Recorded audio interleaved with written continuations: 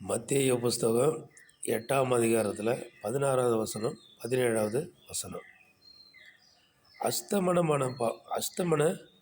அஸ்தமனம் ஆன பொழுது பிசாசு பிடித்திருந்த அநேகரை இயேசுவினிடத்திலே கொண்டு வந்தார்கள். அவர் தம்முடைய வார்த்தையினாலே அவைகளை துரைத்துவிட்டு அவர்களுக்கு சுகம் கொடுத்தார்.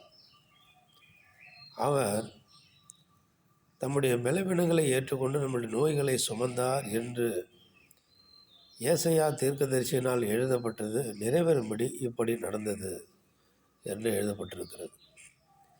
அஸ்தமனமான பொழுது சாயங்கால வேளையில் அநேகர் பிசாசின் ஆவியினால் பிடிக்கப்பட்டு பலவீனப்பட்டு இருந்த அநேகர் அவரிடத்திலே கொண்டு வந்தார்கள். இயேசு கிறிஸ்து சுகமாக்கினார். எப்படி சுகமாக்கினார்? அவருடைய வசனத்தினாலே, அவருடைய வார்த்தையினாலே சுகமாக்கினார் என்று எழுதப்பட்டிருக்கிறது.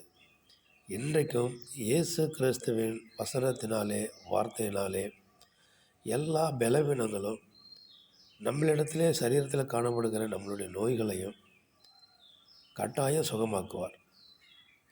நாம் அவருக்கு இன்னும் எந்த வகையில் கீழ்ப்படியாமல் இருக்கிறோமோ அந்த வகையில் இன்னும் அவருக்கு கீழ்ப்படிந்து வசனத்தை கை கொண்டு நம்மளுடைய குற்றக்குறை பாவம் இருந்தல்களை மன்னிக்க முடியாத அவரிடத்திலே அறிக்கை செய்து விட்டுவிட்டால் இரக்கம் செய்து நமக்கும் நம்மளுடைய நோய்களுக்கு விடுதலை கொடுப்பார். நம்மளுடைய பலவீனங்களை நீக்குவார். நம்மையும் அநேகரை பிடித்திருக்கிற அசுத்த ஆவிகளை இயேசுவின் நாமத்தினாலே நம்மை விட்டும் அது விலகி போகும். சமாதானம் நமக்கு உண்டாகும். பலவீனம் நம்மை விட்டு நீங்கும்.